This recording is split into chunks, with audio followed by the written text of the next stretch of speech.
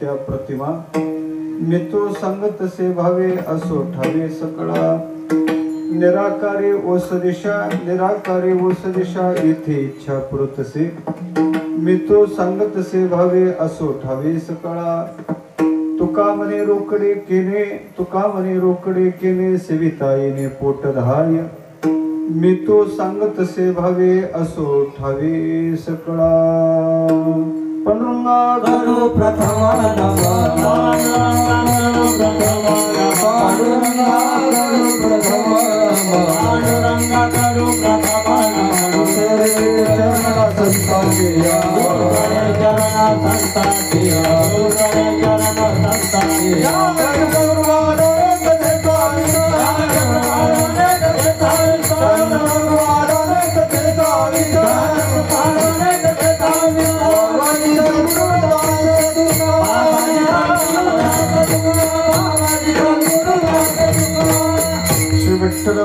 सुकरुणार्णवमाशुतोषं दिनेष्टपोषणं मगसन्ति सिन्धुशोषं श्रीरुक्मिणी मतिमुषं पुरुषं परन्तं वन्दे दुरन्तचरितं हृदि सञ्चरन्तं ज्ञानेश्वर भगवान् विष्णु निवृत्तिर्भगवान् हरः सोपानो भगवान् ब्रह्मा मुक्ताख्या ब्रह्मचित्करा कथं यातोऽसि वैकुण्ठं मानवं देहमत्यजन् तुकाराम महासाधु कृपया ज्ञापयस्व मां सम्पाद्य ज्ञानं च विधाय भक्तिं विलोकितो येन समाधिराजः वैराग्यवन्तं सुविचारयुक्तं नमामि जोगं शिरसा गुरुं तं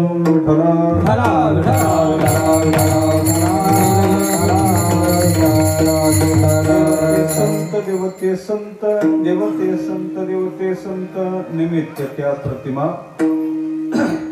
मितो सांगत से भावे असो ठावे सकळा प्रस्तुत प्राप्त स्थळी प्राप्तसंगी कीर्तन रूपी सेव कीर्तन वडलेला अभंग वैराग्य रागसी जगद्गुरु तुकोबार महाराज यांचा चार चरणाचा देव संताचा अभेद सांगून संताची महती गाणारा अभंग आहे.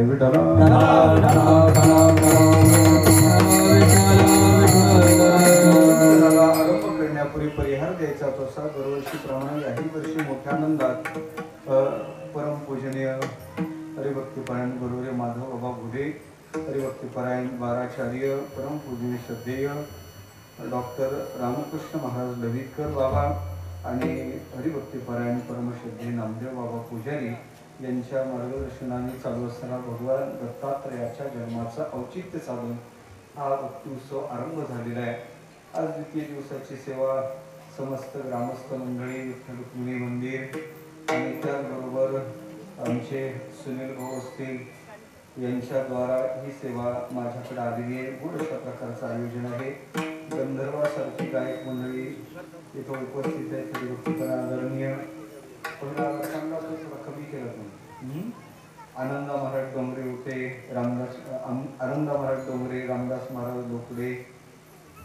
संतू महाराज, लक्ष्मण महाराज, तुकाराम महाराज, आनंदा महाराज, वसंत महाराज, तानाजी महाराज, दिलीप महाराज, आता एक एकाचे काय गुण अपार आहे.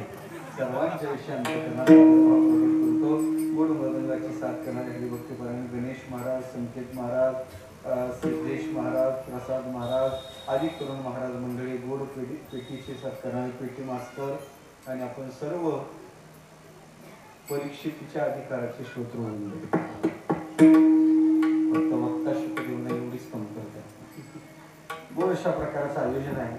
प्रभू दत्तात्रयाच्या जन्माचा औचित्य साधून चालू अशा प्रकारचा भक्ती उत्सव आहे. प्रभू दत्तात्रय म्हणलं तर देव आहे आणि म्हणलं तर संत आहे. देव आणि संतांचं मिलन या अवतारात पाहायला सापडते. गुरुर् ब्रह्मा गुरुर्विष्णू गुरुर्देव महेश्वरा गुरु साक्षात परम ब्रह्म तस्मै श्री गुरवे नमः. प्रभू दत्तात्रय देवय आहेत आणि संत आहे. देव म्हणून दत्तात्रयाची साधना कधी करायची आणि संत म्हणून दत्तात्रयाची साधना कधी करायची होती त्याला स्वतंत्र विचार आहे, स्वतंत्र चिंतनाचा विषय.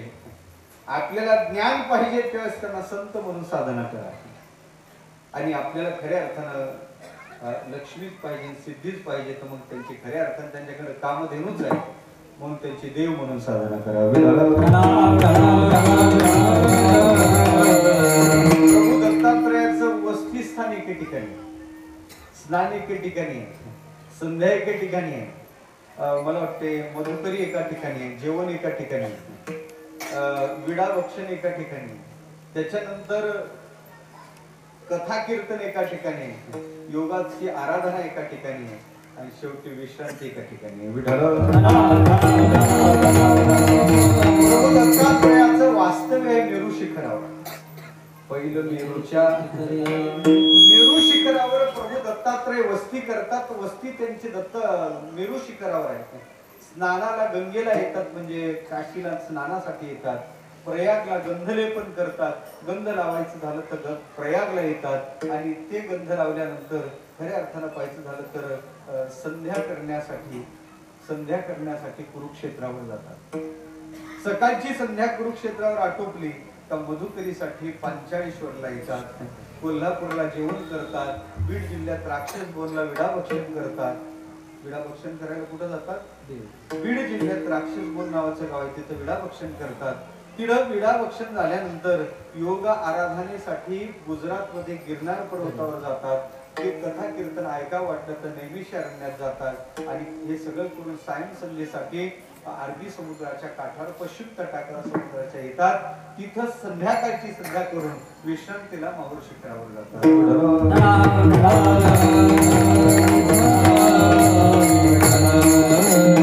मी सांगितलं तुमच्या लक्षात आलं. असं जगाच्या उद्धारासाठी जगावर कृपा कंपायमान करणारा पूर्ण अवतार प्रभू दत्तात्रयाचा आहे. देवही त्यात आहे आणि संतही आहे. म्हणून देव आणि संताचा मिलाप असणाराच अभंग निवडला. या अभंगात देव आणि संत, देव ते संत, देव आणि संतांचं चिंतन मांडणारा हा अभंग आहे. खऱ्या अर्थाने अभंगात जगद्गुरु तुकोबा महाराज संतांचा परिचय देतात. अभंग संत जीवनाचा परिचय देणार आहे. तुम्ही म्हणाल महाराज आम्हाला संतांचा परिचय नाही का? आम्हाला संतांचा परिचय चमत्कारातून, आम्हाला संतांचा परिचय आचारातून, पण आम्हाला खरा संतांचा परिचय स्वरूपातून नाही आणि तो झाला पाहिजे. का संतांचा परिचय देतात? आम्हाला लोक भेटतात, आम्हाला देवाचा संतांचा भलते परिचय देतात. द्यावा त्याचाही देतात आणि देऊ नाही त्याचाही देतात. नेहमी सांगत असतो, आम्ही फिरत असतो आणि फिरते वेळेस लोक वेगवेगळ्या घरी गेल्यानंतर परिचय देतात. बुवा आमचं घरभर का घराचा परिचय, आमचा मुलगा मुलाचा परिचय, भाऊ भावाचा परिचय. मला वाटते इथपर्यंत बुवाला परिचय पुरेसा आहे. याच्याही पलीकडे लोक परिचय देतात बायकोचा. काही गरज नसते बोलायला. आणि ते वेगळ्या भागात वेगळा देतात महाराज. काही भागात गेल्यावर सांगतात महाराज ही आमची मंडळी आहे, बायकोचा परिचय. काही भागात सांगतात महाराज ही आमची लक्ष्मी आहे. काही भागात सांगतात महाराज हे आमच्या घरचे आहेत. काही भागात म्हणतात महाराज आमच्या मिसेस आहे. तिकडे खानदेशात उतरलं तर मनी बाई से, ऐरणी भाषा केली, मनी बाई से. तुमच्याकडे काय मला नाही सांगायचं. मी एका घरी गेलो, ते माऊली दूध घेऊन आली, यजमान माझ्या शेजारी बसले, त्याने त्याच्या बायकोकडे बोट दाखवलं आणि मला विचारलं, महाराज ह्या कोण, तुम्हाला माहित आहेत का? बाबा पहिल्यांदा तुझ्या घरी आलो, माहित असण्याचं कारण काय? त्यांनी त्याच्या बायकोकडे बोट दाखवून मला तिचा परिचय दिला, पण महाराज हे आपलंच बारदान आहे. मला असा परिचय झाला नव्हता, नाविन्यपूर्ण परिचय होता. म्हणजे इकडे तिला बारदान म्हणतात, पण त्याला काय म्हणतात हे कळलं पाहिजे, आपल्याला फिरावं लागतं. मी थोडं थांबलो, तिच्याकडे पाहिलं, त्याच्याकडे पाहिलं, मग तिला विचारलं, ताई हे तुमचे कोण? आता ती त्याचीच बायको, ती बोलायला तेवढीच मग तिने त्याच्याकडे बोट दाखवलं, तुम्हाला त्याचा परिचय दिला. म्हणजे महाराज हे आमचं ना भंगार आहे.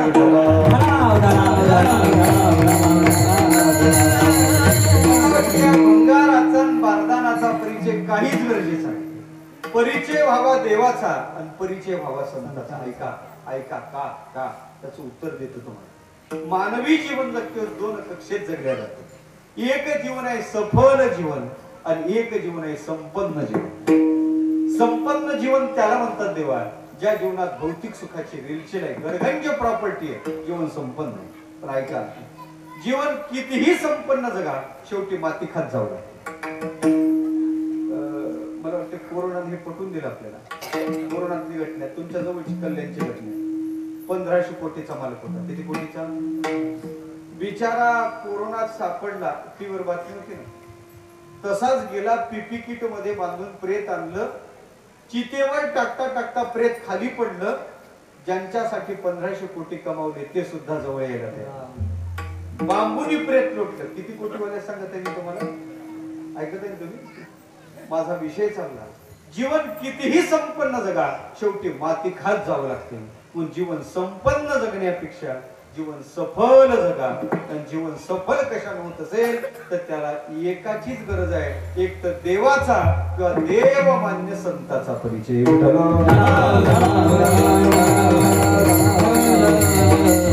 देवाचा परिचय झाला का या जीवनाची सार्थकता सफलता सिद्ध होते. म्हणून तर आमचे तुकोबार म्हणतात, तुका म्हणे देह जन्मा आल्या देसा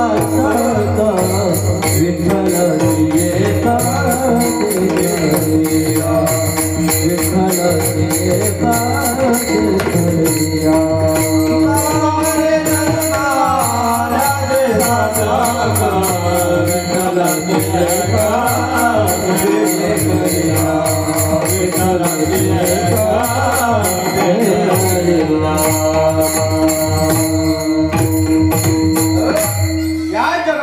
सार्थकता जर कशात असेल तर देवाच्या परिचयात आहे. विठ्ठलची एक देखनिया जन्मा आली याचा लाभ पद्मनाभ दर्शने. जन्मा येऊन एक लाभ झाला, बेडवही भेटला पांडुरंग.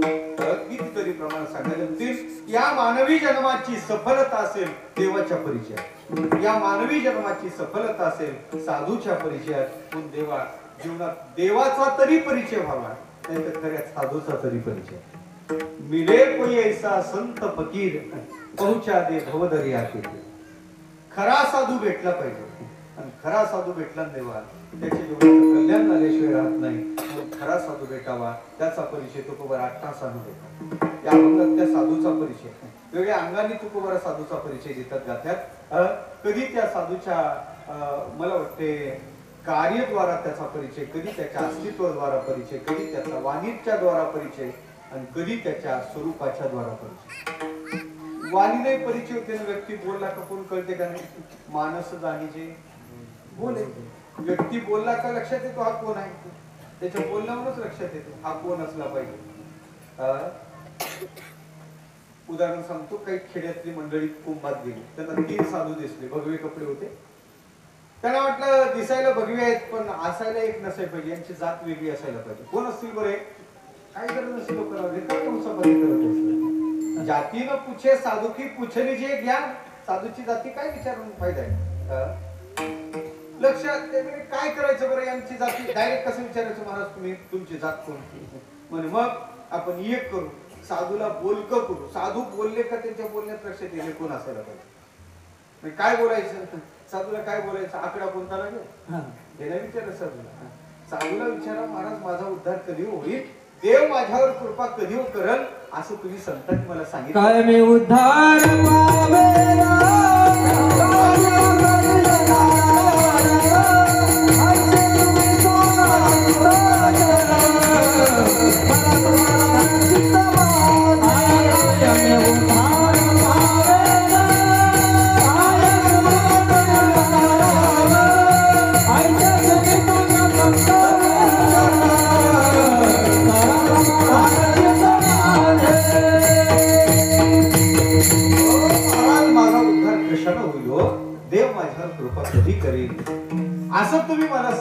सांगितलं पाहिजे, माझ्या चित्ताचं समाधान केलं पाहिजे. साधूकडे विचारणा अशी करावी. देवा आले, पहिले साधू होते, भगवे कपडे, हात जोडले. भगवान आम्ही सामान्य संसारी जीव आहे, उद्धाराची अपेक्षा आहे, आपल्याकडून काही उद्धाराचं साधन येईल याच्यासाठी आपल्याकडे आलो. काही उद्धाराचं साधन सांगाल का? तो साधू सगद्गत झाला. सगळं उद्धाराची इच्छा आहे, मी साधन सांगतो, ते केलं तर उद्धार निश्चित आहे. म्हणजे काय महाराज साधन? त्या साधूने सांगितलं, राम नाम लड्डू हे, गोपाल नाम घी, हरिको नाम मिश्री, घोर घोर करती. काय सांगितलं? राम नाम लड्डू हे, रामाचं नाव लाडू आहे, गोपालाचं नाव तूप आहे, हरीचं नाव मिश्री म्हणजे साखर आहे, आणि याचं मिश्रण करून याचे गोड भरत आहे. उपदेश केला नामाचा, पण माध्यम निवडलं भोजनाचं. आणि भोजन काय आमटी भाकरीचं घेतलं, कशाचं घेतलं? तूप काय, साखर काय, लाडू काय. आणि असं भोजन कोणाला आवडतं? गोड भोजन. लक्षात राहा, ब्राह्मण कुलोत्पन्न असला पाहिजे, ब्राह्मण साधू असला पाहिजे. दुसऱ्याकडे आले, हात जोडले. भगवान आम्हाला काय उद्धाराचं साधन सांगाल का? त्यांनी नाही सांगितलं. अहो त्यांनी सांगितलं, पण त्यांच्यापेक्षा सोपं आलं तर त्याच्यासाठी आपल्याकडे काही साधन सांगाल का? तर दुसऱ्याने सांगितलं, ऐक बाबा, राम नाम का खडग बना कर, कृष्ण कटार बांध लिया, हरि नाम की ढाल बना कर, यम का पुंदा काट लिया. काय उपदेश केला? राम नाम का खडग बना कर, कृष्ण कटार बांध लिया, हरि नाम की ढाल बना कर, यम का पुंदा काट लिया. राम नाम खडक आहे, कृष्ण कटार आहे, हरी नावाची ढाल आहे, आणि त्यांनी यमाचं बंधन तोडून टाक. उपदेश केला नामाचा, पण माध्यम निवडलं शस्त्राचं. लक्षात आला, क्षत्रिय कुलोत्पन्न असला पाहिजे. तिसऱ्याकडे आले, भगवान आम्हाला काही उद्धाराचं साधन. त्यांनी सांगितलं नाही, सांगितलं ना, पण त्यांच्यापेक्षा सोपं आलं तर काय करता तुम्ही? म्हणजे मला आमचं एकाने सांगितलं माझं दुकान आहे, एक म्हणे मी शेती करतो. म्हणजे तुला सांगू का, काय काय तुझ्या दुकानात? म्हणजे तुम्हाला काय पाहिजे? काही दिलं म्हणजे उद्धार होत असेल तर ते देण्याची माझी तयारी आहे. काय पाहिजे तुम्हाला महाराज? म्हणजे काय तुझ्या दुकानात काय फळ आहे का? काय फळ आहे ना महाराज? जायफळ आहे, मायफळ आहे, मिरे मिरे आहे, जिरे महाग झालं पण थोडं दुकानात आहे. हिंग म्हणे आहे, तुझा उद्धार झाला. अहो साधे दुकानातले पदार्थ विचारता उद्धार झाला असं सांगता? म्हणजे काहीच नाही. उद्धारासाठी असं करायचं, ज्यावेळेस तू दुकानात बसतो त्यावेळेस तुझ्या दुकानात गिऱ्हाईक आलं आणि ते जर तुला काय फळ मागलं तर तू त्याला काय फळ दे, आणि लक्ष इकडे केंद्रित कर, हे सुद्धा काय फळच आहे. काय म्हणतो आपण? काय म्हणतो ना, हे काय फळ आहे. एखादा तुझ्या दुकानात मायफळ मागायला आला तर त्याला मायफळ दे, पण इकडे पहा, हे काय फळ ते मायफळच आहे, मायेचाच परिणाम आहे. एखादा तुमच्या दुकानात जायफळ मागायला तर लक्षात ठेव, त्याला जायफळ दे, पण इकडच पहा, हे काय फळ हे मायफळ आहे, म्हणते जायफळ. म्हणून बाबा, कोणी मिरे मागायला तर तुझं जे मिरे मिरे मिरे चाललं ना, ते कोणी जिरे मागायला तर तुझं जिरलं पाहिजे.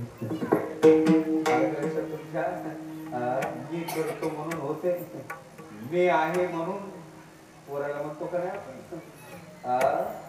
मी गेलो ना, तुम्हाला भाकरी भेटणार नाही. पोर म्हणजे मरून तर पाय, मरून तर पाय काय खातो, तुला काय सांगायचं?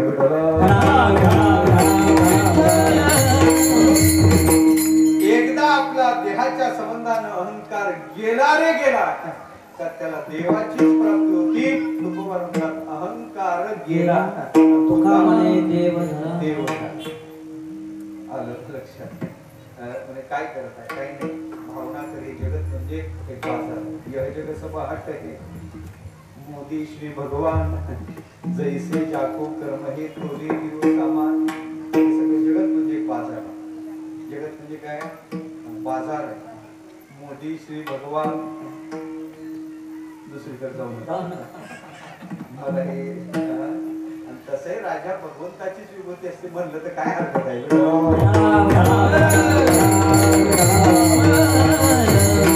जगत म्हणजे बाजार आहे. त्याच्यातला मोदी म्हणजे व्यापारी परमात्मा आहे. मोदी श्री भगवान जैसे जाको कर्म हे, जसं ज्याचं कर्म आहे तोली देव सामान, तसं त्याला सामान देतो. पण संचित जाणून शुद्ध करा. उपदेश केला, बोलण्यात लक्षात आला हा वैश्यकुल उत्पन्न साधू असला पाहिजे. व्यक्ती बोलला का तो कळतो, तसं साधू बोलला का त्याच्या बोलण्यातूनच लक्षात येते हा साधू आहे. कशी बोलता तो साधू? तुकोबा म्हणतात त्यांच्या वाणीत मधुर वचन आहे. आणि उदराचा विचार करायचा झाला तर मोठं विस्तीर्ण मधुरवाणी होती तुका म्हणे भाव पोटी, तुका म्हणे भाव पोटी, तुका म्हणे भाव पोटी. मधुरवाणी होती तुका म्हणे भाव पोटी, तुका म्हणे भाव पोटी, तुका म्हणे भाव पोटी. मधुरवाणी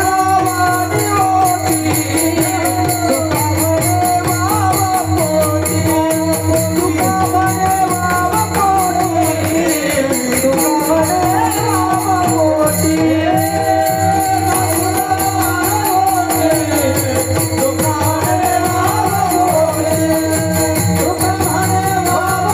तुका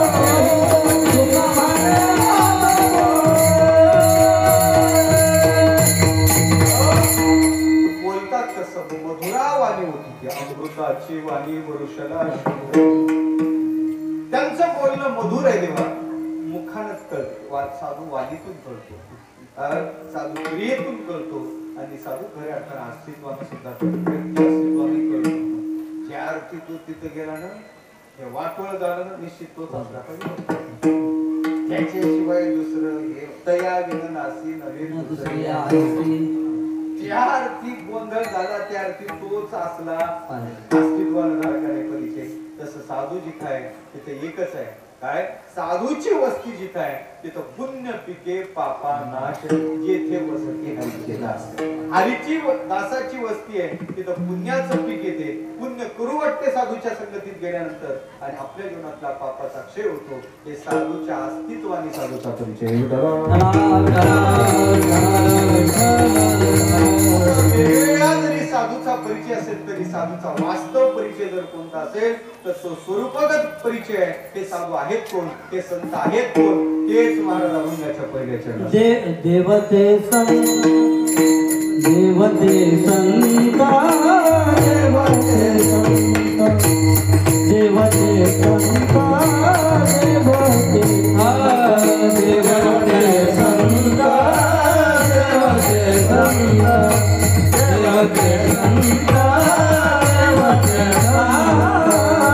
देवते संत, देवते संत, देवते संत, देवते संत,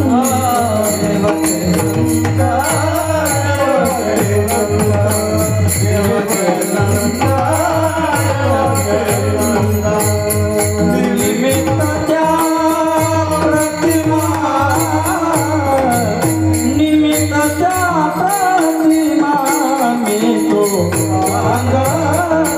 सांगते भावे, मी तो सांगते भावे.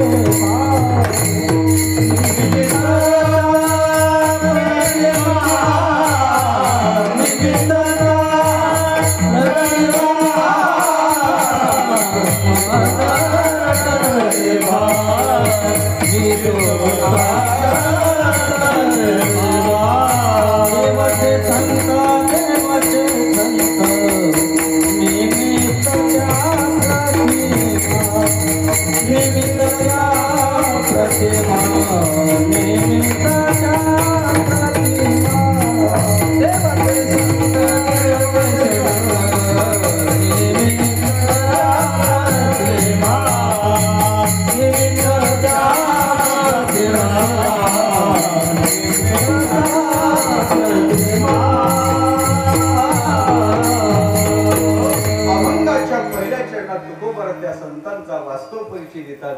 कोण आहेत बाबा हे संत? म्हणे देवते संत. एक शब्द डबल वापरणं साहित्यात त्याला द्विरुक्ती दोष म्हणतात. दोष आहे हा. एकच पुन्हा पुन्हा शब्द बोलणं काय दोष आहे. मग महाराज पुढचं आठवलं नाही म्हणून पाठवलं का? ते तसं नाही. संतांचं वाङ्मय आहाच नाही कोण. मग महाराज डबल का सांगतात? देवते संत, देवते संत. कुठं कुठं द्विरुक्ती चालते, कुठं कुठं चालते. आदराचा व्यक्ती, अतिशय प्रेमाचा व्यक्ती दारात आला, आपण उंबऱ्याच्या बाहेर पडलो, तो दारात आला, मग आपण त्याला काय म्हणतो? काय म्हणत नाही तुमच्याकडे? या या या या या राम राम या या या या या या या या काय विरुक्तीच आहे. विरुक्ती आदर आहे तिथं विरुक्ती चालते. चांगला स्वयंपाक तयार केलेला आहे पंचपक्वान्नाचा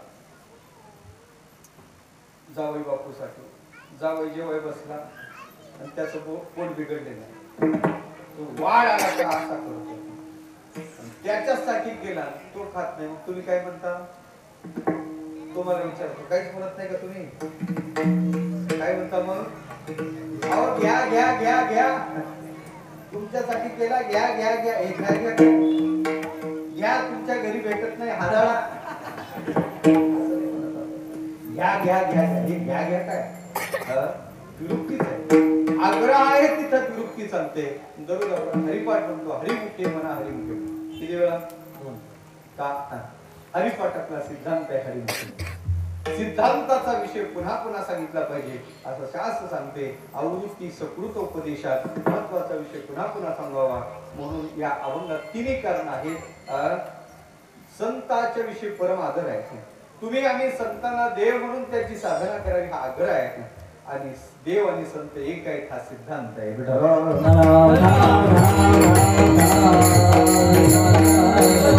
देव आणि संत एक आहे. देवते संत देवते संत. माने महाराज कस काय मंदिरात गेलं तर देवाची मूर्ती वेगळी संतांची मूर्ती वेगळी. हे कस काय?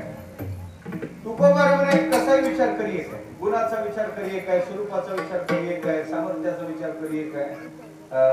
गुणाचा विचार गुण सारखे गुण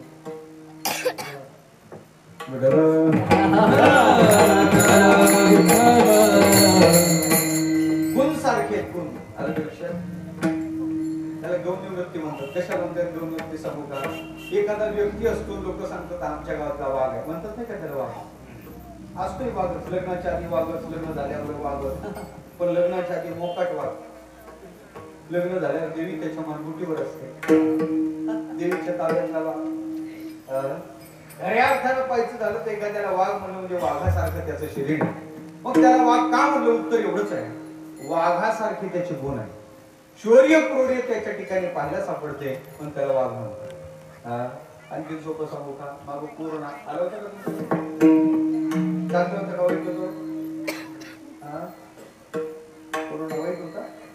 माझं म्हणणं आहे काही अंशात कोरोना चांगला होता. कोणकोणत्या ऐका. पहिली चांगली गोष्ट कोरोनाने शिकवली आपुले कोणीच. शिकवलं कोणी शिकवलं? कोरोनाने शिकवलं. महाराज कोरोना किती जवळचा जरी आला तरी त्याचा फोन आला तरी लोकांना उचलणार नाही. आपले हे संतांनी सांगितलं आपुले कोणीच नव्हतील. कोरोनाने काय केलं? पटवून दिलं. म्हणून कोरोना वाईट होता का? नाही. ऐका ना आप भीती माझं सांगतो तुम्हाला. नेमकं ते 20-21 ला लॉकडाऊन झालं. गावाच्या दिशेने कीर्तनाला गेलो. अख्खं गाव भावकीच. महाराज दूध घ्यायला या चहाला या कधीतरी प्रसादाला या असं आग्रह धरणार गाव. पण झालं असं नेमकं तिकडच आटोपलं. मग गावाकडे फोन केला येतो म्हणलं गावी. रात्रीच गावात मिटिंग बसली. महाराज आळंदी रिटर्न होत आहे. आणि मग त्यांनी मला फोन केला म्हणे महाराज तुम्ही गावात येऊ नका. तुमची व्यवस्था आम्ही शेतात आंब्याखाली केली जिवंतपणे. मग मला एका वाक्याचा अर्थ लक्षात आला. आमची माती आमची माणसं.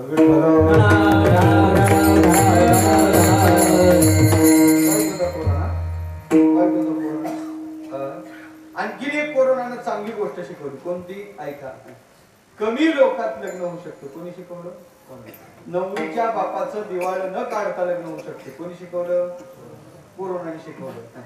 कारण कोरोनातल्या लग्नात वरमाय रुसत नव्हती.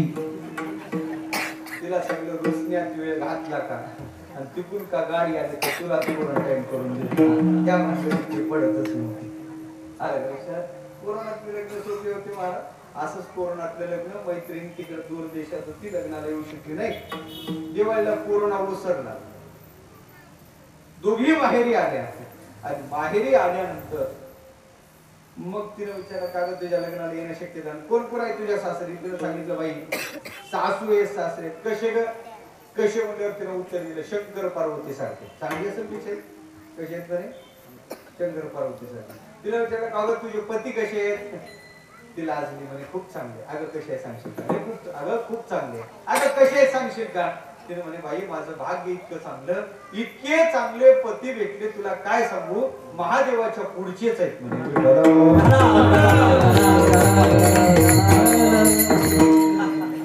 माझ्यासोबत मंदिर नाही का? आहे ना? मध्येच वाचलं.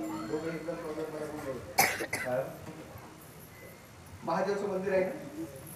महादेवाच्या मंदिरात महादेवाच्या पुढे काय असते? मी बघितलं आहे का? काय? नंदी. हा म्हणजे नंदी. तिला विचारलं पती कसे? तिला काय उत्तर दिलं महादेवाच्या? म्हणजे तिला म्हणायचं नव्हतं माझे पती नंदी बैल म्हणायचं नव्हतं. म्हणत असतात नवरा माझ्या निघून आलं पाहिजे मुठीत आहे. पतीचं वर्णन केलं. तिला विचारलं का ग जाऊ आहे का? म्हणजे खूप चांगली. धीर सगळ्याचं वर्णन करता करता शेवटी विचारलं तुला ननंद आहे का? ननंद. ननंद शब्द ऐकला नाक तोंड मुरडलं म्हणे आहे ना. कशी आहे? म्हणजे लवंगी मिरचीच आहे बेटा.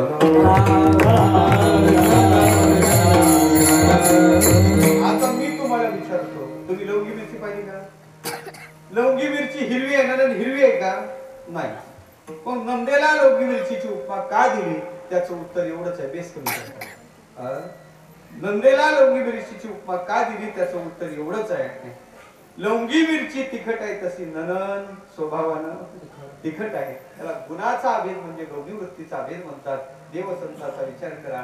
गुणात अभेद आहे म्हणून देवते संत, स्वरूपात अभेद आहे म्हणून देवते संत, आणि शेवटी सामर्थ्यात अभेद आहे म्हणून देवते संत.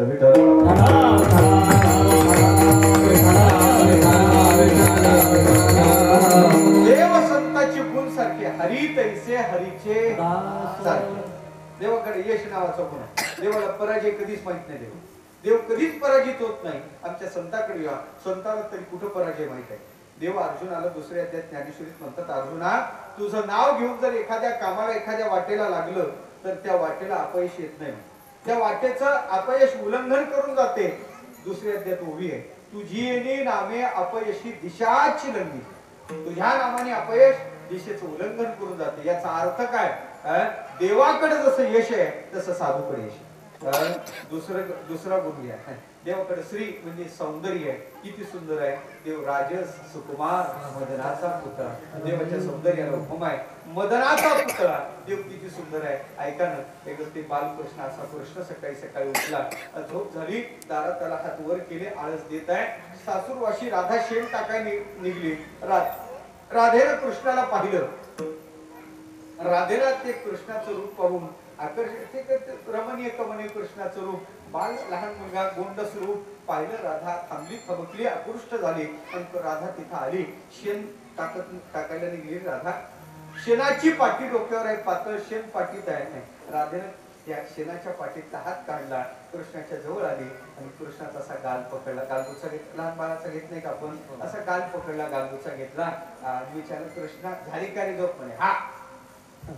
तोंड फिरवला. हा म्हणे. राधेनं आपल्या गालाला काय लावलं? त्याला लक्षात आलं राधेनं आपल्या गालाला शेण लावलं. आपण राधेची खोडी केली नाही पण राधेनं आपली खोडी केली. राधेनं आपल्या गालाला काय लावलं? शेण लावलं. त्याला काही बरं वाटलं नाही. असं का? आपण खोडी न करता आपली खोडी करतो. काही खोड करत असतात, काही खोड करत असतात. काही इथं बसले काही वर बसले होते. आल्याला पाहिजे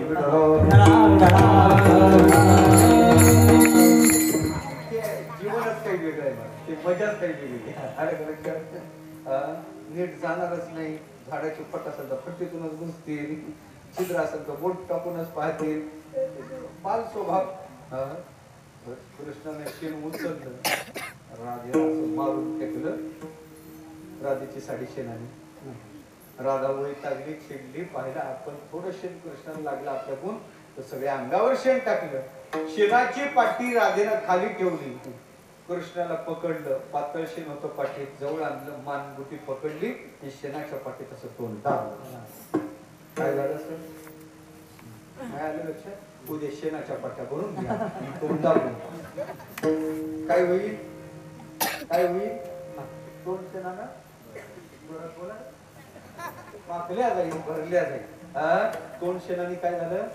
भरलं वाकल्या गेलं ऐका ऐका भक्ती शास्त्राने हेच उत्तर दिलं गोमय मंडित भाल कपोलम कृष्णाचा चेहरा गोमय म्हणजे शेण मंडित म्हणजे माखला किंवा भरला भाल कपोल म्हणजे चेहरा कृष्णाचं तोंड शेणाने भरलं आता मी तुम्हाला विचारतो चेहऱ्याला शेण लागल्यावर तुम्ही सुंदर दिसते का नाही ना बरोबर आहे ना आणि तसं जर असतं तर युक्तिवादात तुम्हाला उत्तर देतो शेण लागल्यावर जर चेहरा सुंदर दिसत असता तर मेकअप बॉक्स मधल्या क्रीम गेल्या असत्या आणि शेणाच्या पाट्या आल्या असत्या याचा अर्थ असा आहे शेण लागल्यावर कोणाचा चेहरा सुंदर दिसत नाही पण कृष्णाच्या चेहऱ्याला शेण लागलं तरी कृष्ण कसा दिसत होता भक्ती शासन त्याचं चिंतन केलं चेतसी चिन्मय स्वरूपम भासम तो चेतस वाटत होता चिन्मय वाटत होता आणि स्वरूपाचा भास होत होता ऐका ज्याच्या चेहऱ्याला शेण लागलं तरी त्याचं सौंदर्य तिरोहित होत नाही आणि आपण काय काय लावलं ते फिरून फिरून लावली तरी आपलं निखारल्या जात नाही का नाही याचं कारण आहे देव खरा सुंदर आहे म्हणजे देवाकडे खरी श्री म्हणजे खरं सौंदर्य देवाकडे आहे श्री नावाचा गुण देवाकडे आहे म्हणून देवाला उपमा दिली मदनाचा पुतळा देवाचं सौंदर्य मदनाचा पुतळा आहे या आमच्या संताकडे पाहिली वेद लावी पाहिली वेद लावी वेद लावी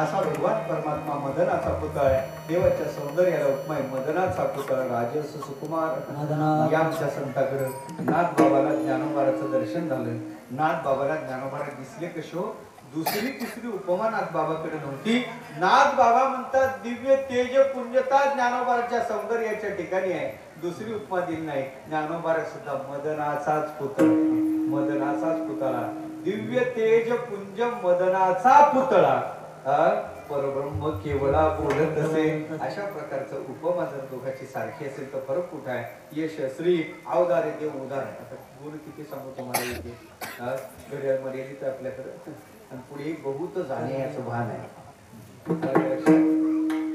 मला सांगायचं काय देव उदार आहे पण घेशी तेव्हा देशी काय घेतल्याशिवाय देत नाही बरं का आणि किती उदार झाला तर आपली खुर्ची देत नाही देव आपली खुर्ची देत नाही देवा देत नाही आणि देवाच्या पदाची अभिलाषा करू नये मी म्हणत नाही तुम्हाला प्रमाण देतो तुकोबार म्हणतात राया विठोबाचे पद जो अभिलाषी पातकाची राशी तुका देवाच्या पदाची अभिलाषा करू नये पाप आहे ते पण संत इतके उदार आहे आपलंच पद देतात आपल्याच पदावर बसवतात आपुलेची देशी पद असतात तशा प्रकारचं हे आपलं पद देतात आपलं पद देतात आपुले पदी पैसविले कारण आपणा सारिखे खरेदी तात्काळ ही विशेषता त्यांचे यश श्री अवदार्य देव ज्ञान स्वरूप आहे या संतांचा विचार करा ऐके गा ज्ञान चक्रवर्ती तुझ ज्ञानाचीच मूर्ती देवाने त्यांचं वर्णन करावं काय फरक आहे देव आणि संत सारखे आहे म्हणून तुकोबा म्हणतात देवते संत देवते संत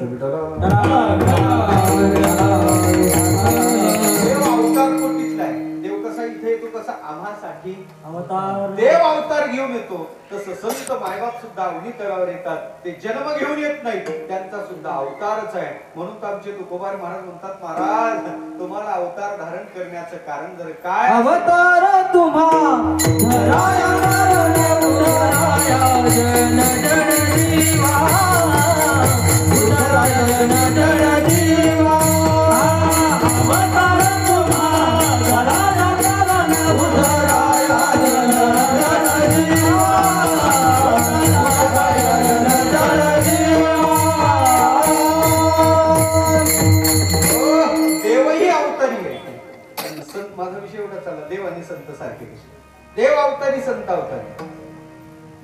फरक कुठे आहे?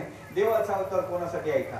अतिशय चांगला आहे देव त्याच्यासाठी अवतार, अतिशय वाईट आहे देव त्याचा फडशा पडायचा. देव दोघांसाठी येतो, चांगल्यासाठी नाही तर वाईटासाठी.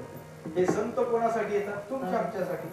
तुमच्या आमच्यासाठी म्हणजे म्हणावं तेवढा चांगला नाही, म्हणावं तेवढा वाईट नाही, अशा मधल्यांसाठी. तुमच्या आमच्यासाठी. तुम्ही म्हणाल महाराज तुम्ही आम्हाला चांगलंही म्हणत नाही वाईटही म्हणत नाही. मी म्हणत नाही, पटवून देतो तुम्हाला. आपण चांगली नाही पटवून देऊ का? खरं सांगा बरं, या धर्म मंडपात अतिशय चांगलं आहे त्याने हात वर करा बरं. प्रश्न नाही लक्षात आला? शब्द लक्षात घ्या, चांगला म्हणलं नाही, काय अतिशय चांगला आहे त्याने हात वर करा. बरं जाऊ. अतिशय वाईट आहे त्याने हात वर करा. आता म्हणजे आपणच सिद्ध केलं, तुम्ही कोणीकडेच मतदान केलं नाही आणि त्यातच सिद्ध केलं का आम्ही चांगले नाही वाईट आहे. पटून देऊ का? इतक्या रात्री आपण कीर्तन आलो, कीर्तनाला चांगली लोक येतात का वाईट? बरोबर उत्तर आहे. चांगली म्हणून खरंच कीर्तनाला आलो, पण कीर्तन झाल्यावर आपली फाटकी ठेवून दुसऱ्याची चांगली घालून जाणं येथे काहीतरी आहे. आळंदी, पंढरी, देहू, पैठण, त्र्यंबकेश्वरला वारीला जातो. वारी करणं चांगलं का वाईट? चांगलं. पण वय नाही झालं तरी अर्ध तिकीट काढून जाणं. याचा अर्थ आपण म्हणावं तेवढे चांगले नाही, म्हणावं तेवढे वाईट नाही. मग आपण कुठले आणि त्याच्यासाठी संतांचा अवतार आहे. माझा विषय चालला देव अवतारी, संत अवतारी. देव अवताराला आला कुठून? हरी वैकुंठाहून. देव वैकुंठ लोकातून आला. संत मायबापाला विचारलं, महाराज तुम्ही कुठून आलात? आम्ही वैकुंठवासी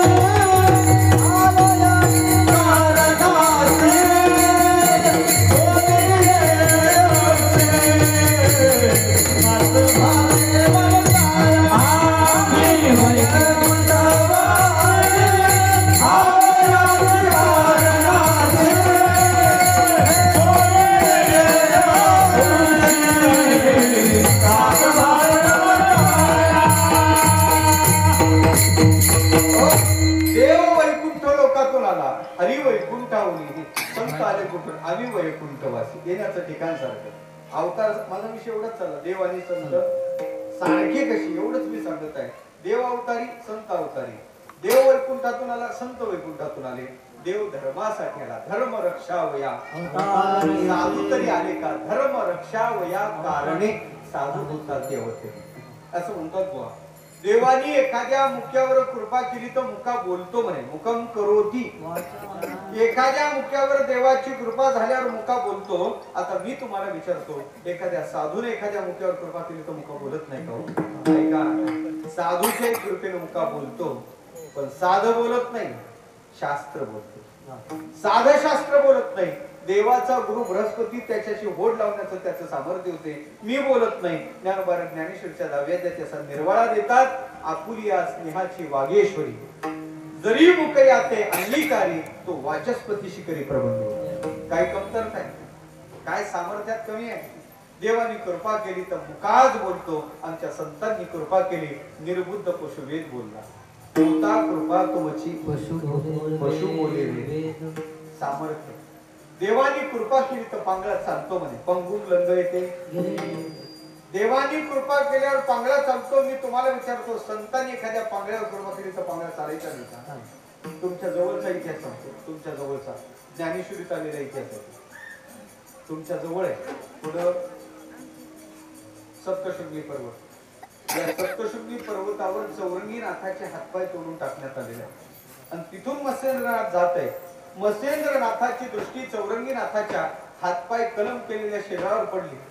पडल्याबरोबर मत्स्येंद्रनाथाची दृष्टी पडली आणि त्याला लक्षात आलं हा चौरंगी आहे. आणि त्याने असं खुणवलं. खुणवल्याबरोबर त्या धडातून पुन्हा हातपाय बाहेर आले. पुन्हा त्यांना हातपाय फुटले आणि ते चालू लागले. मी बोलत नाही. ज्ञानोबा ज्ञानेश्वरीच्या 18व्या अध्यायात हा दृष्टांत देतात. तो मत्स्येंद्र सप्तशृंगी भग्न अवयवा चौरंगी भेटला की सर्वांगी संपूर्ण झाला. काय करताय? काय कमतरता आहे? देव जसा आहे ना देवा, साधू तशीच आहे. देव सच्चिदानंद स्वरूप आहे, साधू सदेह सच्चिदानंद का नव्हती ती? देव व्यापक आहे, साधू कुठं मर्यादित आहे? आगा जेवढी माझी व्याप्ती तेवढीच ते याची प्रती. देव गुणातीत आहे, साधूही गुणात अटकले नाही, गुण इंद्रिय पुढी नाही ते. किती सांगू तुम्हाला, देव जसा आहे तसे संत माय, कोणत्याच प्रकारचा फरक नाही. देव जन्माला येत नाही, तुमचा आमचा जन्म आहे. देवाचा जन्म नाही, देवाचा अवतार. जन्म कशासाठी? कशासाठी? विनाकारण उचापात्यासाठी, दुसरं काय? जन्माचं प्रयोजन काय? आगा कर्मे जे उरावे तैकी सुखदुःखी फळावे तया ते भोगावे ह्या एका. देव जन्माला येत नाही. मी बोलत नाही, ज्ञानोबाची होई युक्ती तुम्हाला. सृष्टीच्या होना नरजी सर्व संहार न वेचे अति नाती दोहीचे पंचत्व. देव जन्माला येत नाही, देवाचा नाश कधी होत नाही. साधू जन्माला येत नाही, साधूचाही नाश होत नाही. देवही अवतारी आहे आणि संतही अवतारी, त्यांचा अवतार आहे. जन्माला येत नाही. काय सांगू तुम्हाला, गीता सांगते 14वा अध्याय पाठ. इदम ज्ञान उपाश्रित्य मम साधने आगतः सर्गेपि नोपजायन्ते प्रलयेन व्यथन्ति च. या ज्ञानाचा आश्रय करून ते संत मायबाप जन्म मरणाच्या अतीत झाले. हे ज्ञानोबा सांगतात, मनोनी जन्मक्षया अतीत जे धनंजया, जे झाले ज्ञाना या अनुसरोनी. देव जसा आहे तसे संत मायबाप आहे, कोणताच फरक नाही. आणखी सोपं सांगतो, भजन करा.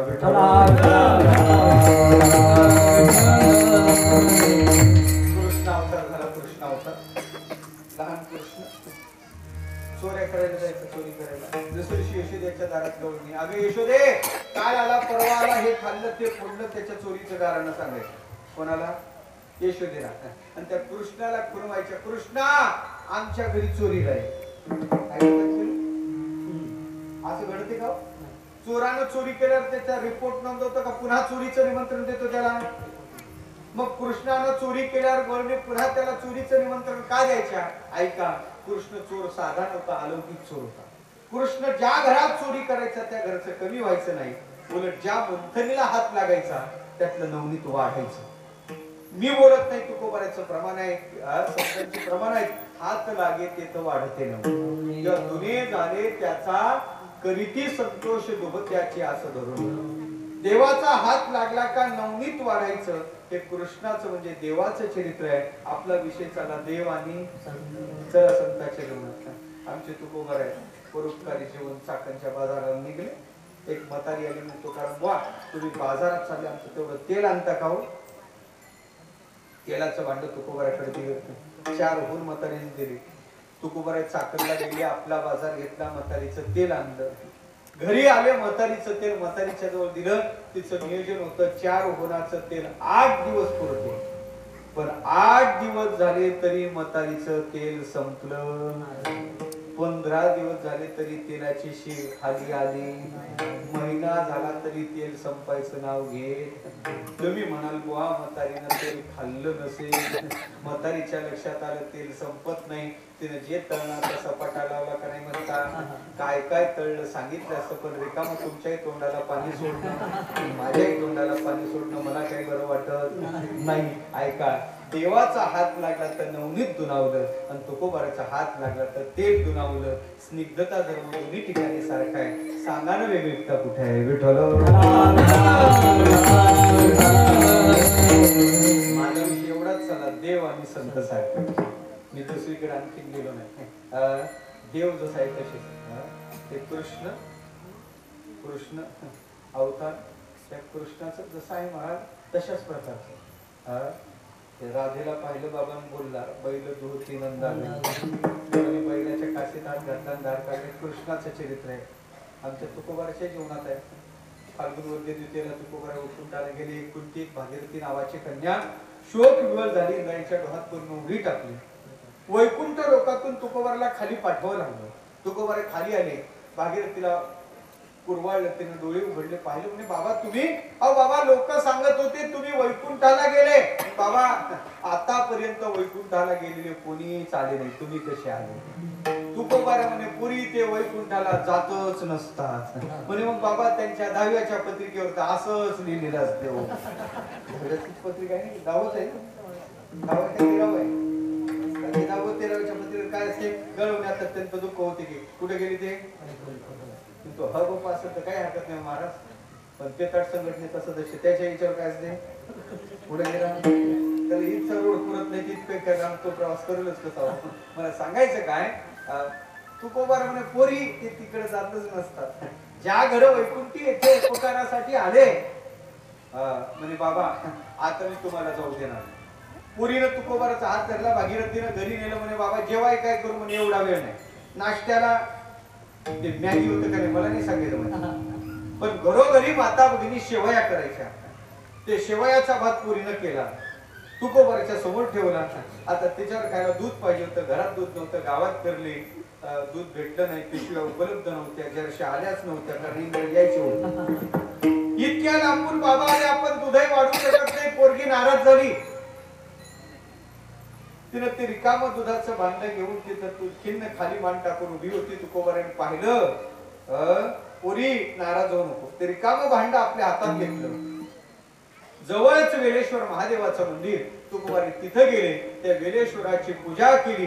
दारात दगडी नंदी होता, त्याच्या कासेत हात वेलेश्वरास पूजिले दूध नदीचे काढिले, दूध नदीचे काढिले, दूध नदीचे काढिले, दूध नदीचे काढिले, दूध नदीचे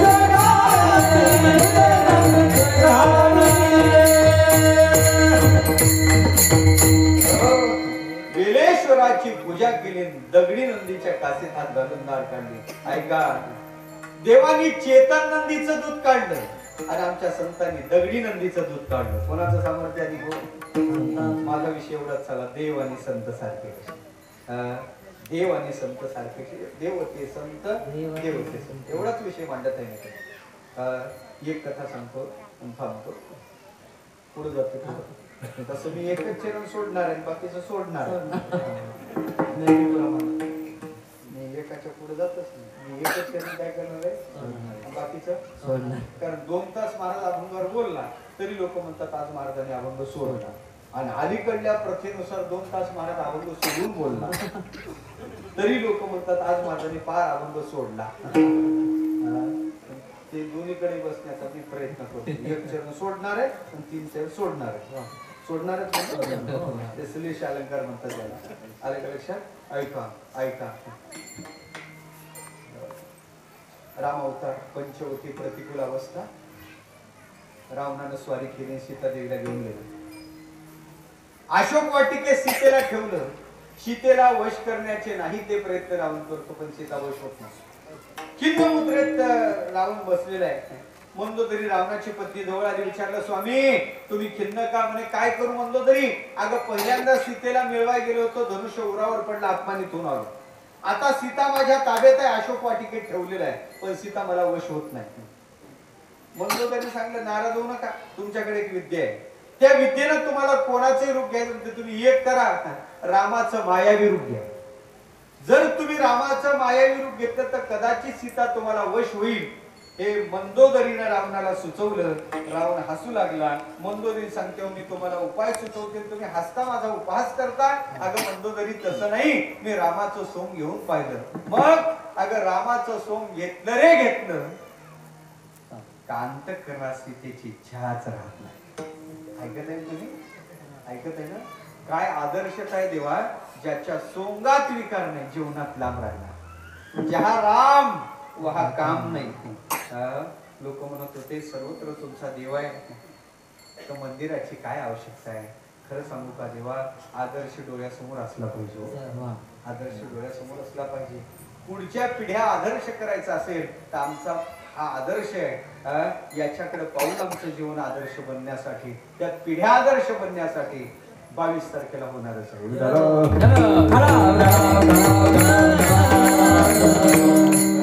पाहिजे झालं तर तो सणासारखा उत्सव आहे आपल्याला. आलं का लक्षात? राम झाले रामराज्य काही धरणी जरे पीक गाई. बाकी आपल्याला माहित नाही, पण राम आमची अस्मिता आहे, राम आमचा आदर्श आहे. म्हणून खऱ्या अर्थानं पाहिजे झालं तर ते रामाचं सोंग घेतलं तरी सीतेची अपेक्षा नाही. जहा राम वहा काम नाही. हे रामाचं म्हणजे देवाचं चरित्र आपला विषय चालला देवाने चला संतांच्या जीवनात आमच्या तुकोबाच्या जीवनावर प्रभात कंपनीने चित्रपट काढला संत तुकाराम जुना ब्लॅक अँड व्हाईट त्या चित्रपटात तुकोबाराची भूमिका स्वीकारणारे एक ग्रस्त आहेत विष्णुपंत पागनीस त्या विष्णुपंत पागनीसांनी त्या चित्रपटात तुकोबाराची भूमिका स्वीकारण्यासाठी डायरेक्टरशी काही पैशाचं बोलणं केलं एवढी रक्कम मला लागेल तेव्हा हे मुख्य पात्र मी स्वीकारायला तयार आहे डायरेक्टर कबूल झाला विष्णुपंतांनी ती भूमिका वटवण्यासाठी तुकोबाराच्या समग्र गाथ्याचा अभ्यास केला एका नटाने चरित्राचा धांडोळा घेतला समरस्तेतून तो अभ्यास घडला आणि त्यातून तो चित्रपट रिलीज झाला तो इतका गाजला अलीकडे एक चित्रपट गाजला त्याच्यापेक्षा तो गाजला अलीकडे गाजला चित्रपट नाही तुमच्याकडे आलेलं दिसत नाही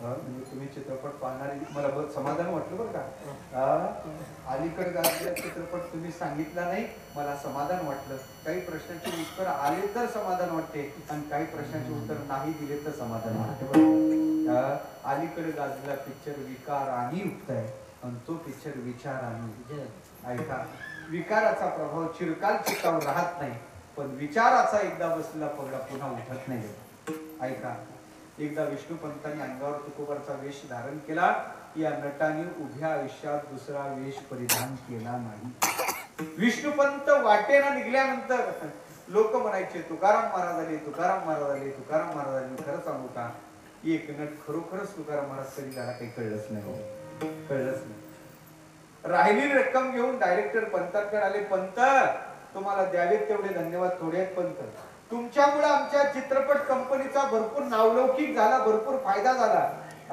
पण काही बक्षिसाची रक्कम घेऊन मी तुमच्याकडे आलो तुमचे राहिलेले आणि बक्षिसाची रक्कम मी तुम्हाला देत आहे ते तुम्ही स्वीकारावं ही आमची विनंती आहे पंत ते तुम्ही घ्या पंतांनी हात जोडून सांगितलं मला पैसे नको एक काळ ज्या नटाने पैसे ठरवले तो नट म्हणतो मला पैसे नको पैसे घेतले नाही हा माझा मुद्दा नाही मला याच्या पुढे सांगायचं विष्णुपंत पागनीस एवढे विरक्त झाले ते भावी जीवनात प्रपंचात पडलेच ऐका रामाचं सोंग घेतलं तर सीतेची आकांक्षा नाही आणि तुकोबाराचं सोंग घेतलं तर प्रपंचाचीच अपेक्षा नाही सांगा ना वेगळीकता कुठे आहे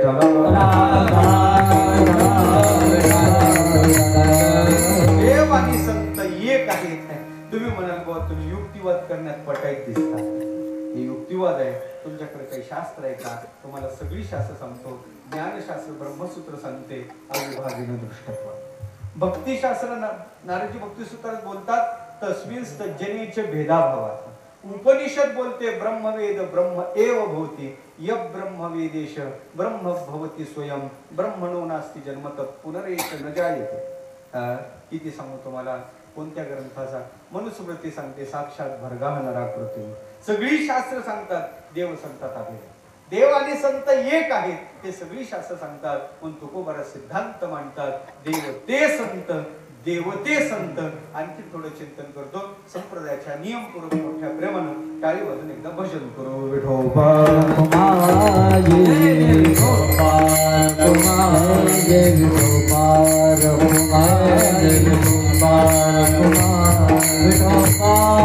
कुमार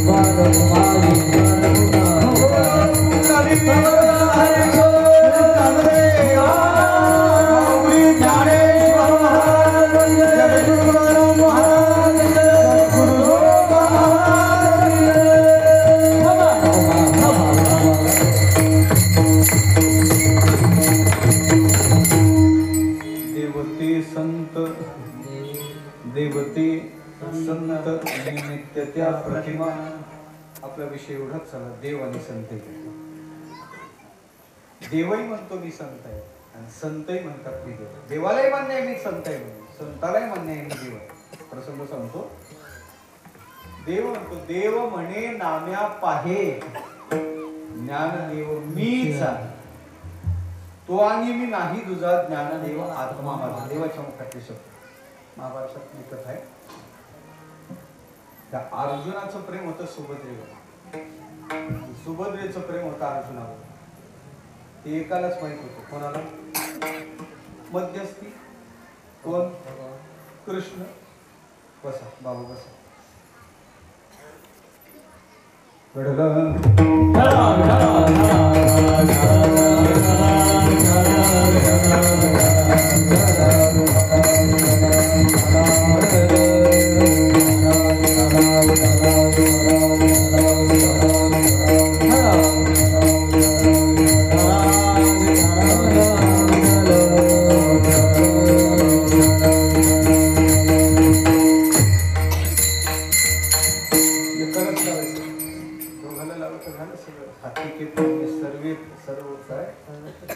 सर्वे पदम हस्ती पदम निमग्नम.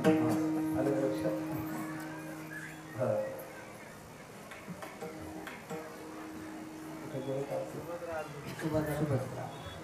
मध्यस्थी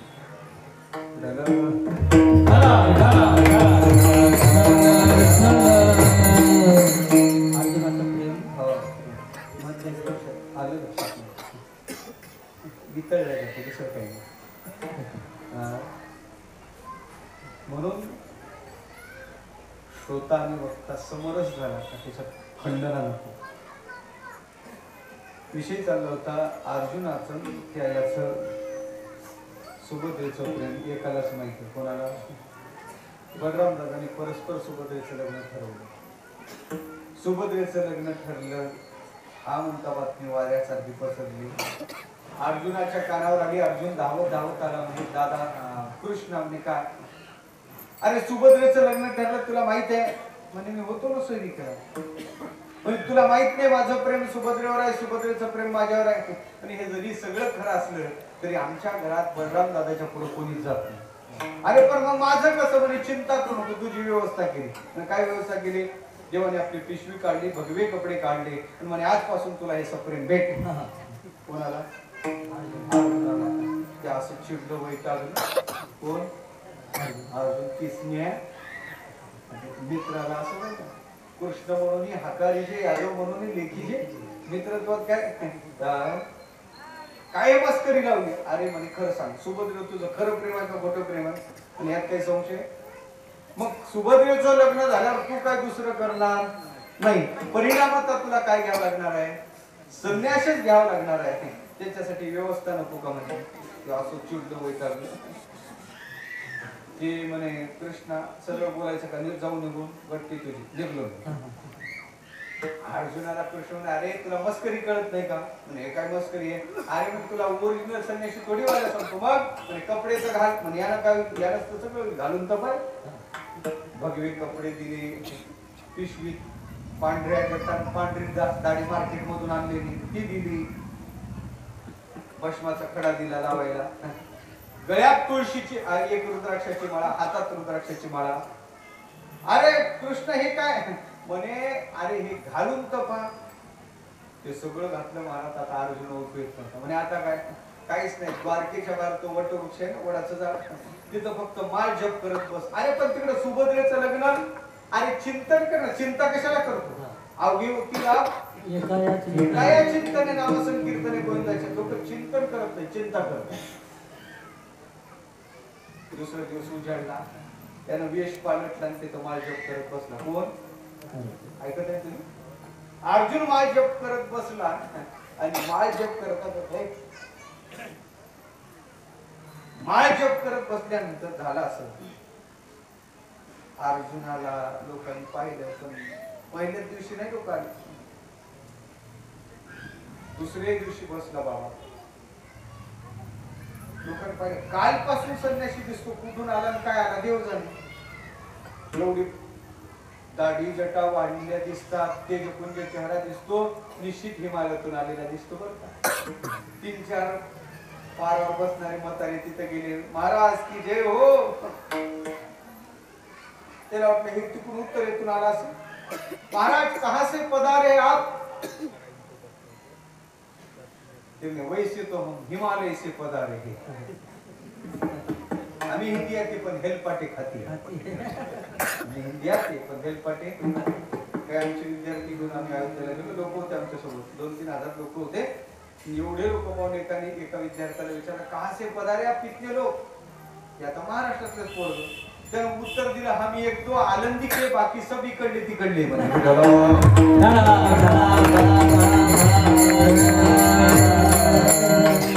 काय उत्तर दिलं? हम 1-2 म्हणजे जेवढे महाराज होते तेवढे आळंदीतले होते, बाकीचे इकडले तिकडे. म्हणजे इधर उधर की, इधर उधर की आलंच नाही त्याला. इकडले तिकडले घेतली आते पण हेलपाटे घातली. म्हणे महाराज जी कोई ज्योतिष जानतो? म्हणे क्यों नाही. हात दाखवला पुढं. हात दाखवल्याबरोबर त्या संन्याशाने ज्यांना हात दाखवला त्याचं नाव, त्याच्या बापाचं नाव, त्याच्या आज्याचं नाव आणि कोणत्या बांधासाठी भांडण कोर्टात गेली ती सांगितली. कारण इथंच पडून राहायचं ना. कोण? अर्जुन इथंच राहायचं. पुढं द्वारकेतच. याला कोणी ओळखत होतं वेश पालटला म्हणून, पण ते सगळ्याला ओळखत होता. सगळ्याचे सातबारे त्याला माहित होते ना. महाराज जे गर्दी वाढली, महाराज आमचा हातपा, महाराज आमचा हातपा. आणि असंच आहे, सत्य गेले भोळ्यावरील विकल्पाची चालीत होते. हे वाऱ्यासारखी बातमी पसरली. भरपूर ज्योतिष्य पाहिले, पण इतका पोचलेला पाहिजे. नावासह ज्योतिष्य सांगतो, चेहरा पाहिल्याबरोबर नाव सांगतो, असा काही ज्योतिष आहे का?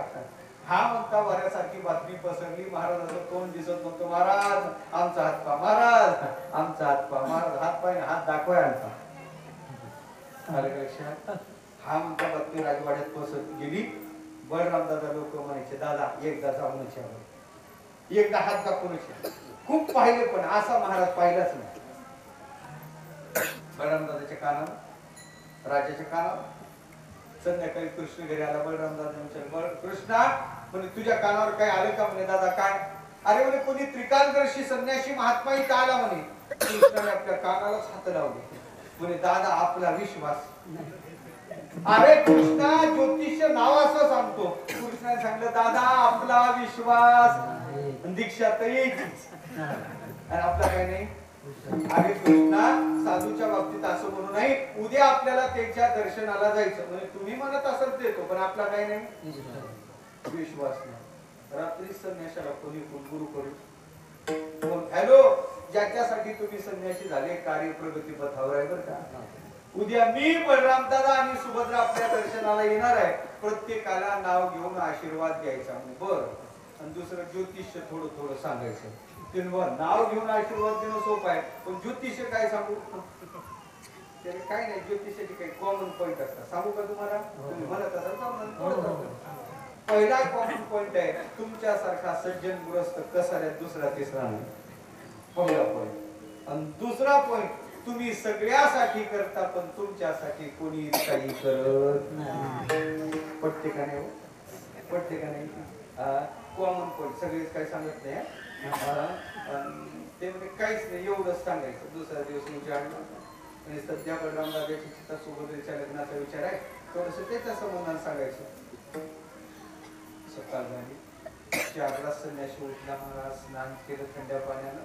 थंडीचे दिवस होते वराकडे जाऊन 4लाच बसला. वाट पाय उभा भेटायची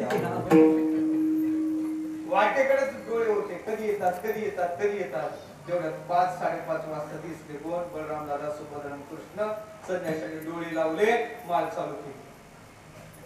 बलराम दादा पुढे होते. बलराम दादा पुढे आले संन्याशाच्या पायाला नमस्कार करण्यासाठी स्पर्श केला. स्पर्श जसा झाला लक्षात आलं पुढे बलराम दादा होते. आशीर्वाद दिला डोळे लावूनच. आयुष्यवंत भव बाळा बलरामा आयुष्यवंत भव. दादा तर 50% घाल पडले 50% म्हणजे खूप पाहिजे पण इतका पोचलेला पाहिजे. समाधी अवस्थेत महात्मा तरी नाव घेऊन आशीर्वाद देतो. दादाचा 50% विश्वास बसला महाराज. लगेच संन्याशाने डोळे उघडले आणि म्हणे बाळा बलरामा सध्या तुझ्या चित्तात तुझ्या बहिणीच्या लग्नाचा विचार चालू आहे पण आपण एक ठरवतो दैव काही वेगळं ठरवते. गुरुजीला वाटतं सगळा 7-12 ओपन करते का काय.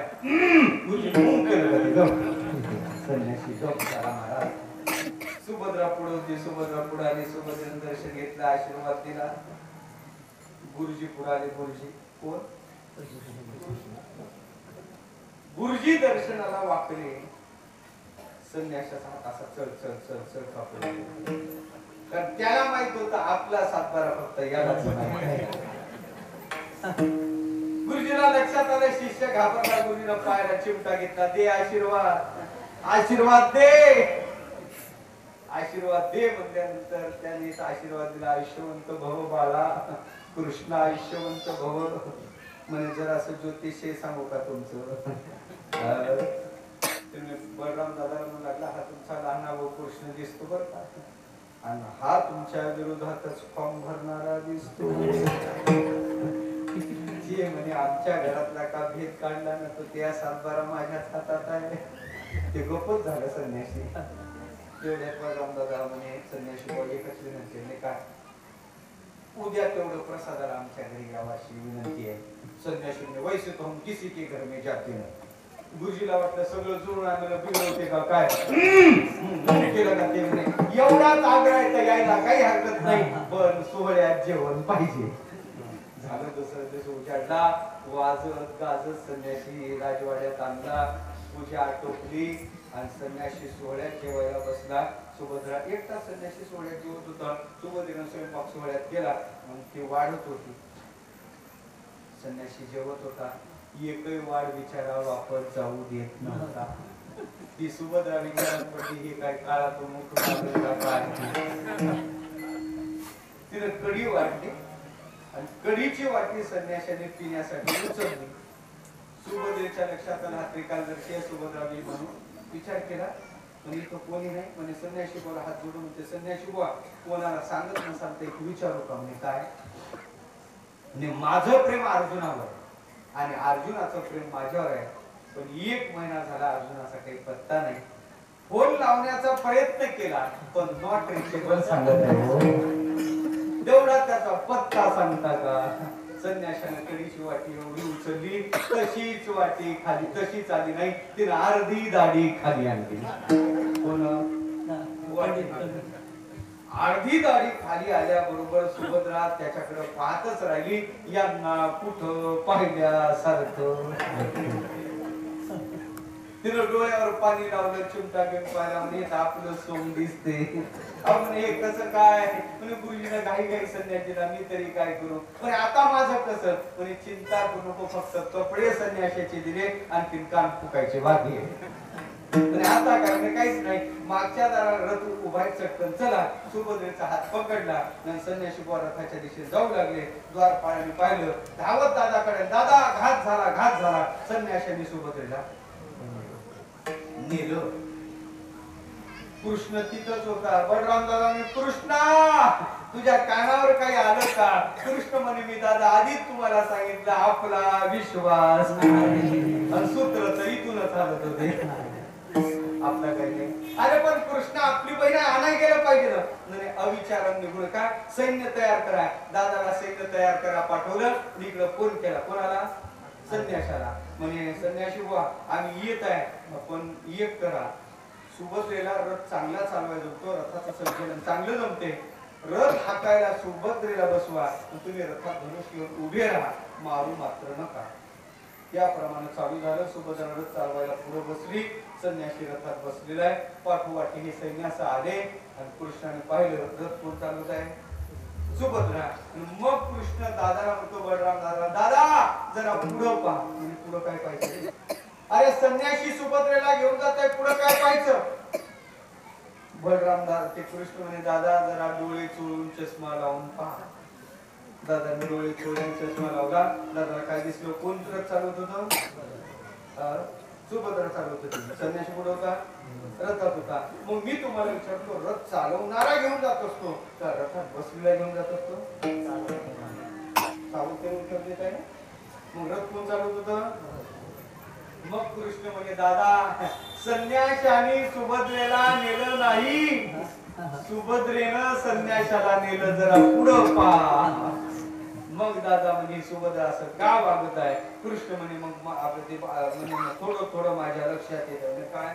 ज्या अर्थी सुभद्राला चालवत आहे त्या ते माझ्या कानात असं होतं, सुभद्रेचं प्रेम अर्जुनावर आहे आणि अर्जुनाचं प्रेम सुभद्रेवर आहे. ज्या अर्थी सुभद्रा रथ चालवत आहे त्या अर्थी संन्याशी दुसरा तिसरा नसून अर्जुनच असला पाहिजे. हे जग म्हणल्यावर बलराम दादा म्हणे, किसन्या तुला किती दिवसाचं माहित आहे? म्हणे मला खूप दिवस करा, अर्जुन तुझा शिष्य आहे, तुला किती म्हणे खूप दिवसाचं माहित आहे. मग हे सगळं त्याच्या पाठीमागं तुझाच हात दिसतो. म्हणे मग तू मला आधीच का सांगितलं नाही? म्हणे तसं तुम्ही ऐकलं. म्हणे बोलाव त्यांना, बोलाव झटली मुठ 1.25 लाखाची. बोलावलं. महाराज दोघांना सांगितलं, हॅलो या आता दादाचं दर्शन घ्या, आशीर्वाद घ्या. अर्जुन आला, सुभद्रेला आशीर्वाद घ्यायला लावला. दोघांचं लग्न झालं. माझा दृष्टांत संपला. का सांगितलं तुम्ही दृष्टांत? कशासाठी? अभंगासाठी. ऐका, एक दिवस युद्धभूमी चालू आहे आणि युद्धभूमीत देव म्हणतात, अर्जुना संन्याशी होऊन माझी बहीण तू चोरून नेली. माझ्या चित्तात तुझ्याविषयी विकल्प यायला पाहिजे होता, पण माझ्या चित्तात तुझ्याविषयी विकल्प आला नाही. का नाही? त्याचं कारण आहे, माझं तुझं स्वरूप एक आहे. ज्ञानेश्वरच्या 11व्या अध्यायात ओवी आहे, संन्याशी होनी तुआ जनी चोरोनी नेली माझी भगिनी, विकल्प नोपजे म्हणे का मी तू दोन्ही स्वरूप एक. देव ते संत, देव ते संत, देवही म्हणतो विठ्ठल.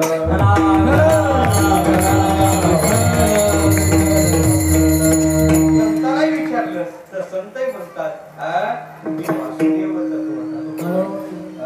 किंवा हनुमंतराला विचारलं तुम्ही कोण आहे? म्हणे मी देवदृष्ट देवा तुझा मी दास आहे, जीवदृष्ट मी तुझा अंश आहे आणि आत्मदृष्ट देवा तुझ्यात माझ्यात फरकच नाही, तुझं मज नाही भेद केला सहज विरोध. खऱ्या अर्थानं देव आणि संत तुम्हाला मान्य आहे. देव आणि संत एक आहे. मूर्त्या वेगवेगळ्या, निमित्त मात्र.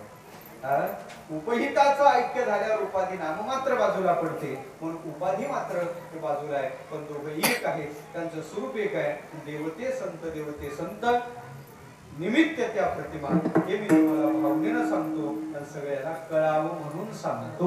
मी तो सांगत सेवाले, मी तो सांगत सेवाले, मी तो सांगत सेवाले, मी तो सांगत सेवाले, मी तो सांगत सेवाले, मी तो सांगत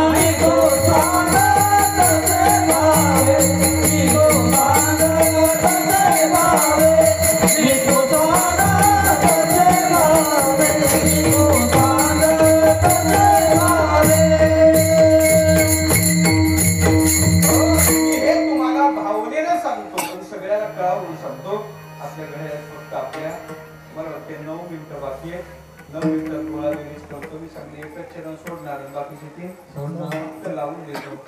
तुकोबा म्हणतात मी हे भावनेनं सांगतो. भावनेनं सांगतो याचा अर्थ भावनेची भाषा हृदयाची असते.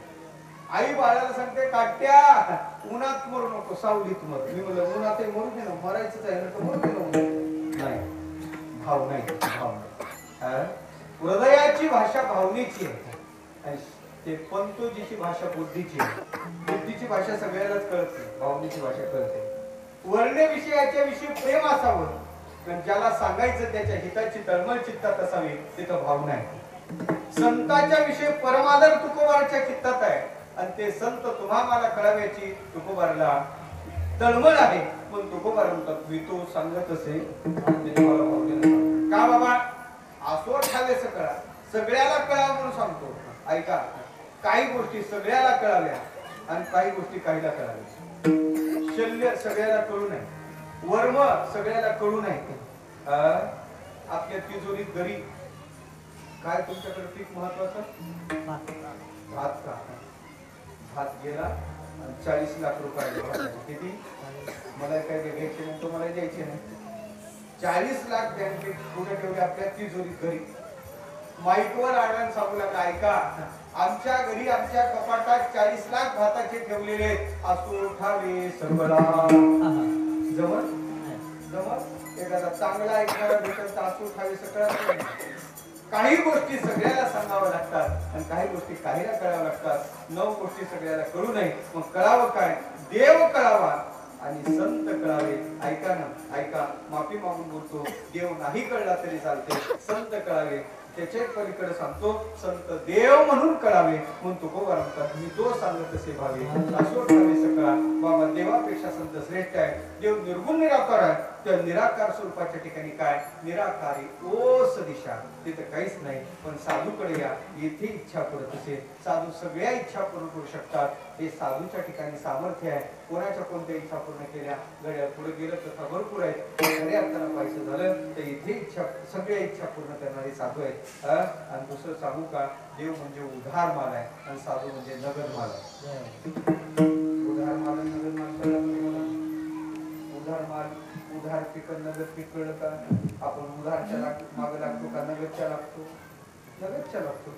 नगद ताबडतोब पैसा भेटते, नगद आहे. तसं देव उधार माल म्हणजे म्हणजे देवाची सेवा इथं करायची, या जन्मात करायची आणि पुढं कुठं तरी त्याचं फळ भोगायचं. पण साधूची सेवा याच जन्मात करायची आणि इथंच त्याचं याच जन्मात फळ भोगायचं. साधूच्या सेवेचं फळ काय? तर त्याच्या जीवनात असं समाधान प्राप्त होते. शास्त्रात त्याला निरंकुश तृप्ती म्हणतात. सांकुशा विषय तृप्ती, रियम तृप्ती निरंकुशा, उत्तम कृत्यम प्रापणीयम प्राप्त वित्तेव तुप्यते. असं समाधान प्राप्त होते का ते समाधान कशाला जात नाही. सत्ता मिळालेलं समाधान 5 वर्ष गेल्यावर जाते. पैसा मिळालेलं समाधान पैसा संपला का जाते देवा. ते कायम टिकत नाही. पण साधूंनी एकदा कृपा केली, कृपादान संतांनी केलं का ते समाधान जातच नाही. अशा साधूच्या सेवेचं फल अभंगाच्या शेवटच्या चरणात. तुका मन रोकडे केले, तुका मन रोकडे केले, ओ तुका मन रोकडे केले, तुका मन रोकडे केले, ओ तुका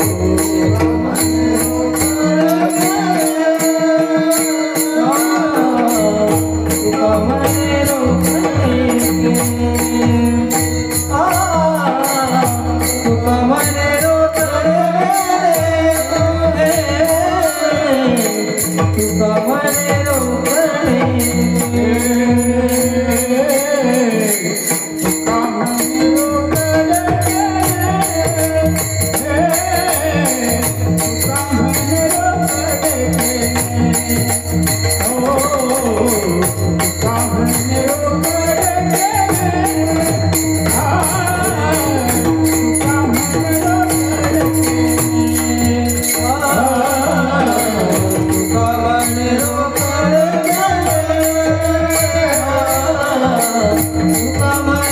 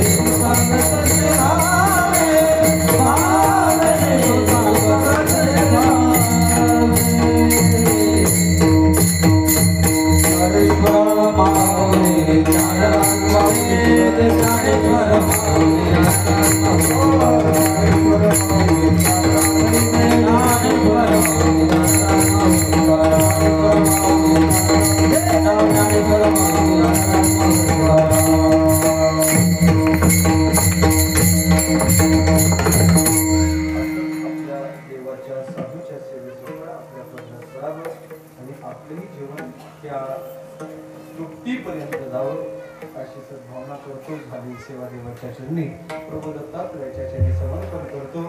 देवा देवरूपाने कधी कृपा करा तर संत रूपाने कधी आमच्यावर कृपा करून आमचे जीवन निरंकुश तृप्तीपर्यंत न्या अशी त्यांच्या चरणी प्रार्थना करतो. वाणीला विराम देतो. मोठ्या प्रमाणात एकदा टाळी वाजवून देवाचं भजन करू.